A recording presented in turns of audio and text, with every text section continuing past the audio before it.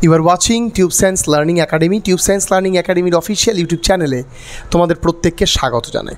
আজকে আমরা যে বিষয়টা নিয়ে তোমাদের সাথে আলোচনা করব খুবই প্রাসঙ্গিক একটা বিষয়, এবং সেটা হচ্ছে যে সমস্ত এক্সামিনেশনসগুলোর ফর্ম ফিল আপ হয়ে গেছে, বিশেষ করে WBCS মেন, তারপর তোমার পিএসসি ক্লার্কশিপ, মিসলেনিয়াস এবং IBPA, এটা এখনও হয়নি। এই এক্সামের ফর্ম ফিল আপ এখনও হয়নি, বাট হবে, ঠিক আছে। তো এই সমস্ত এক্সামিনেশনসগুলো নিয়ে ডেলি বেসিসে প্রচুর ক্যান্ডিডেট হোয়াটসঅ্যাপ করে যে স্যার আমাদের কি তাহলে এই বছর আর WBCS প্রিলিমিনারি হবে না? যারা ধরো প্রথম WBCS প্রিলিতে বসবে তারা প্রত্যেকে একটা প্রশ্ন করে যে স্যার তাহলে কি আমাদের এই বছর WBCS প্রিলিমিনারি হবে না? তাহলে কি আমাদের এখন টার্গেটটা কী থাকা উচিত? আমি বারবার এর আগেও একটা ভিডিওতে তোমাদের আমি প্রতিশ্রুতি দিয়েছি। দেখো, একটা কথা তোমাকে মেনে নিতেই হবে যে তোমাদের কিন্তু এক্সামটা যে আজকে এই মোড়ে এসে দাঁড়িয়েছে, এর জন্য কিন্তু এটা যদি অন্য স্টেটে ঘটতো সেখানেও কিন্তু এরকমই ঘটনা ঘটতো। তার কারণ ও একটা সার্টিফিকেট দিয়ে অলরেডি একটা ক্যান্ডিডেট তার এলিজিবিলিটি পেয়েছে, তার রিজার্ভেশনস ক্যাটাগরিকে অ্যাকসেপ্টেড করতে পেরেছে। সেই জায়গায় দাঁড়িয়ে হট করে বলছে যে সেই সার্টিফিকেট ইনভ্যালিড, সেটা কিন্তু যে কোনো এক্সামিনেশনসে ইম্প্যাক্ট পড়বে, এটা খুব স্বাভাবিক ব্যাপার।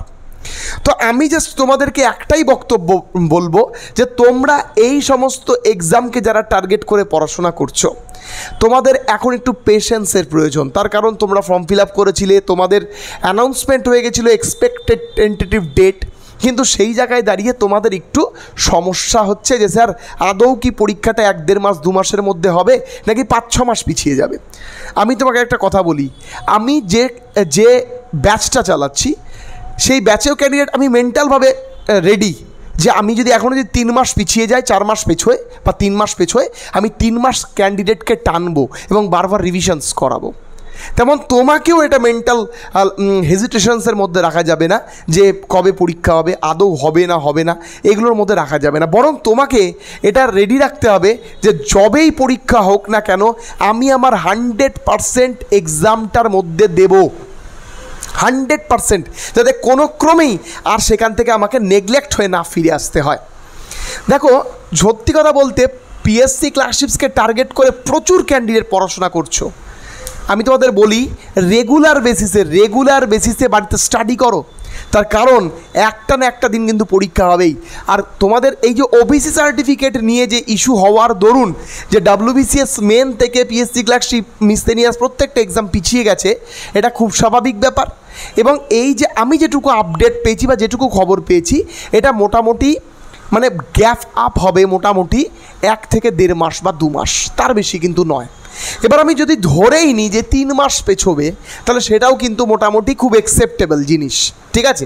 আর তোমাকে একটা কথা বলি, পিএসসি ক্লার্কশিপ পরীক্ষা, মিসলেনিয়াস পরীক্ষা, এগুলো কিন্তু WBPSCর পরীক্ষা, এগুলো কিন্তু উদ্যত বা এগুলো পরীক্ষা কিন্তু SSC staff school service commission নয় যে ফেলে রেখে দিল 1.5 বছর পর হবে, তা কিন্তু হবে না। যে হেজিটেশনসে পরীক্ষাটা বাতিল হয়েছে সেই হেজিটেশনসটা মিটলে পরেই ক্যান্ডিডেটদের কাছ থেকে কিন্তু এই পরীক্ষাটা কিন্তু নিয়ে নেওয়া হবে।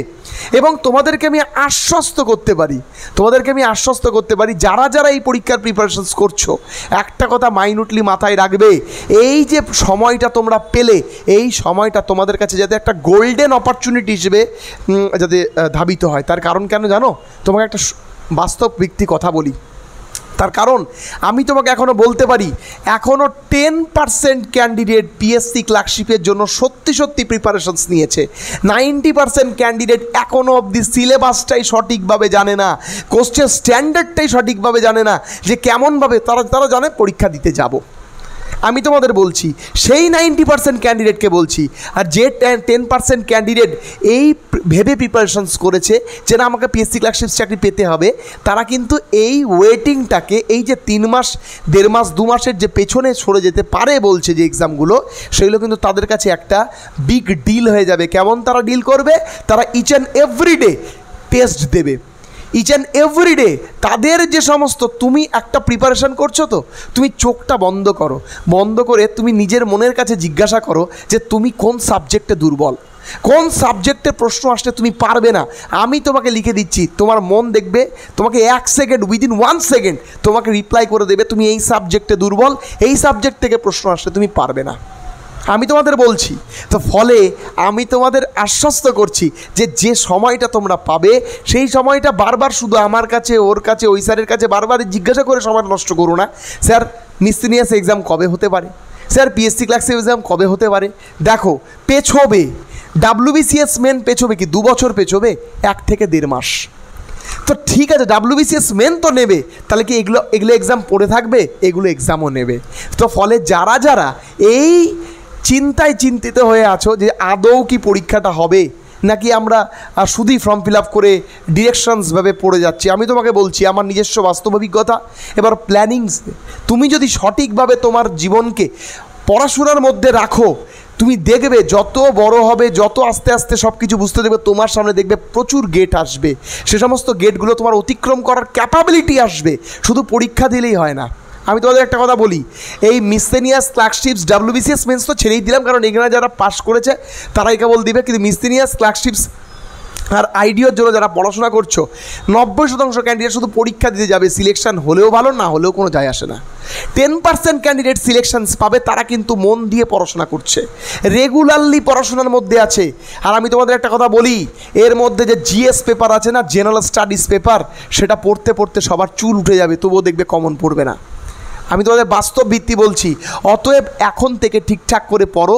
4টে এক্সাম তোমাদের সামনাসামনি হবে, WBCS main, PSC clerkships, miscellaneous, WBSC IDO এবং WBCS প্রিলিমিনারি ডিসেম্বর, সম্ভবত ডিসেম্বর 2024 অথবা জানুয়ারিতেও হতে পারে 2025।